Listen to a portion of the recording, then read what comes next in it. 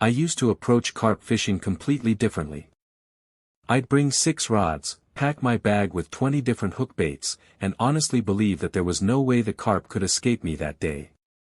The logic seemed foolproof. The more rods and bait options I had, the better my chances of finding feeding fish. There was just one problem: the carp never seemed to agree with that logic. I'd spread my rods all over the lake. One close to shore, another at long range, one beside the reeds, and the rest fanned out across different areas. Yet I'd still spend half the day staring at silent bite alarms while someone nearby kept catching fish. Back then, I tried to explain it in every possible way. Maybe the carp were already full. Maybe someone had put down so much bait that they had no reason to move. But if that was really the problem, why were other anglers still getting bites? At times, it honestly seemed as if certain fishermen had a sixth sense that told them exactly where to cast. For years, I believed that kind of instinct only came from decades of experience, until I heard an experienced fishing guide explain how he approached large lakes. His job wasn't simply to bring clients to the water. He had to put them in the area where the fish were holding at that exact moment. One thing he said completely changed the way I looked at fishing.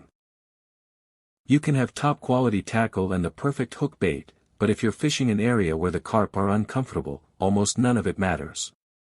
More importantly, he said you could often identify the right area before even casting by studying the weather and the conditions on the lake.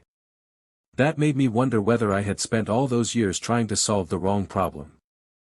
I started testing his approach on my own trips and eventually realized something very simple. The number of rods means nothing if you're casting into an area where there are no carp. The 3 main factors I began watching were barometric pressure, water temperature, and oxygen levels. I started with barometric pressure. Fish use their swim bladder to control buoyancy and maintain balance in the water. When atmospheric pressure changes significantly, they have to adjust to those new conditions, and that was a factor I had never paid attention to before. When barometric pressure rises noticeably, fish may become less comfortable. A sharp drop can also affect their behavior. But when pressure remains stable for several days, carp have an easier time moving around and feeding normally. That's why checking only the current number in the forecast isn't enough. What matters more is how the pressure has changed over the past few days. At first, I thought there had to be one perfect pressure reading. See that number, grab your gear, and head to the lake. But every body of water is different, and pressure only starts to make sense when you compare it with water temperature and oxygen levels. Oxygen turned out to be even more important than I expected. I used to arrive at the lake, cast out, and simply wait. Then I realized that when the water contains plenty of oxygen, carp become more active, move around more, and actively search for food. When oxygen levels fall, feeding becomes much less important to them and their activity can drop sharply. One of the biggest factors is water temperature. The warmer the water gets, the less dissolved oxygen it can hold. When it cools slightly, conditions may become much more comfortable for carp, but there's an important limit. Water that's too cold isn't ideal either. As the temperature drops, carp slow down, move less, and need less food. So the goal isn't simply to find warm or cold water. You're looking for the temperature range where carp feel comfortable enough to feed. That realization completely changed the way I started reading the weather forecast. By the way, if you enjoy practical fishing observations based on real experience, subscribe to the channel and hit the like button. And let me know in the comments what city you're watching from and what lakes or rivers you fish nearby. Now here's where it gets especially interesting. The sun isn't the only thing that changes water temperature, the wind can have a major effect as well. A cool wind may gradually lower the temperature in one section of the lake, while a warm wind can help keep another area warmer. But it isn't enough to check only the wind direction. You also need to understand which shoreline the wind is pushing the surface water toward. In a moment, you'll see why that detail can help reveal exactly where the carp are likely to be holding. Once I put everything together, a clear pattern began to emerge. Stable barometric pressure, a comfortable water temperature, and sufficient oxygen create conditions where carp are more likely to become active. I gradually stopped heading to the lake completely blind because the forecast could already give me a reasonable idea of what to expect. But one major question remained. Even if I understood when the conditions were right, how could I determine which part of the lake to target before leaving home? That's where the fishing guide's advice became especially useful. Barometric pressure is nearly identical across a small lake, but water temperature and oxygen levels can vary significantly from one area to another. Deep water may offer one set of conditions, while a shallow flat may be completely different. One shoreline may warm quickly in the sun, while wind constantly mixes and oxygenates the water along another. Naturally, carp will look for the area where they feel most comfortable. Once I understood that, choosing a spot no longer felt like a complete gamble. Here's a real example from one of my trips. We planned to arrive Saturday morning and stay through Monday, so I checked not only the forecast for those days but also the weather during the days leading up to our arrival. On that particular lake, I had found that a barometric pressure of around 29.45 inches of mercury was a useful reference point. Before the trip, the pressure was gradually returning to that familiar level and becoming more stable. That was my first positive sign, but pressure alone was no longer enough for me. Next, I checked the temperature. A few days before the trip, daytime highs had reached roughly 84 to 88 degrees Fahrenheit. The shallow areas had likely warmed considerably, meaning oxygen levels there might have been relatively low. Carp could still be present, but getting them to feed confidently would be much harder. Then the forecast changed sharply. Daytime temperatures were expected to drop to about 75 degrees Fahrenheit, with nighttime lows near 59 degrees Fahrenheit. That meant the shallow water would gradually cool and likely hold more oxygen. At that point, I finally had a specific area worth investigating.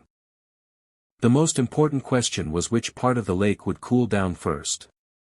If my reasoning was correct, that area would soon become more comfortable for carp and should produce the most activity. The wind forecast gave me the answer. A steady northwest wind was expected throughout our trip, pushing surface water toward the shallow end of the lake. After several extremely hot days, that was exactly what I wanted to see, but before choosing a spot, I needed to check one more thing. I opened a map and studied the shape of the lake. The old river channel was easy to identify. A river had once flowed through the area before it was blocked by a dam, eventually creating the lake. That meant the water near the dam was deeper, while the opposite end was significantly shallower. Suddenly, everything came together. Shallow water has less volume, so cool wind can mix it and remove the heat it accumulated during the hot weather much faster. If that area cooled first, conditions for carp should improve there first as well. That shoreline immediately became my top choice. One promising spot was already occupied, but a short distance away we found an open swim with nearly identical conditions. The decision was made, and I had reached it at home before even taking the rods out of the vehicle. Studying the forecast and the map took about 15 minutes. Pressure was becoming more stable, the heat was fading, the water was likely to cool, and the wind showed me where that change would happen fastest. I couldn't guarantee a bite, but for the first time, I was heading to the lake with a clear plan instead of relying on luck. Once we arrived, the real test began. We landed more than a dozen quality fish, and at times the carp fed so aggressively that it was obvious we had chosen the right area. Their behavior also changed throughout the day almost exactly as I had predicted. In the morning, especially after the cooler night, carp moved actively into our shallow section. By midday, the sun warmed the water again, the feeding slowed, and the fish began retreating toward the deeper water near the dam. In the past, I would have started changing hook baits, rigs, and ground bait. This time, I understood that the problem probably had nothing to do with any of them. The most interesting thing happened near the dam. The carp moved into the deeper water, but that didn't mean they immediately started feeding there. The depth simply gave them a place to wait out the uncomfortable conditions, and the anglers fishing that side of the lake saw very little carp action. After the trip, I checked the fishing reports and discovered that they had caught 5 grass carp but only an occasional common carp. That raised another question.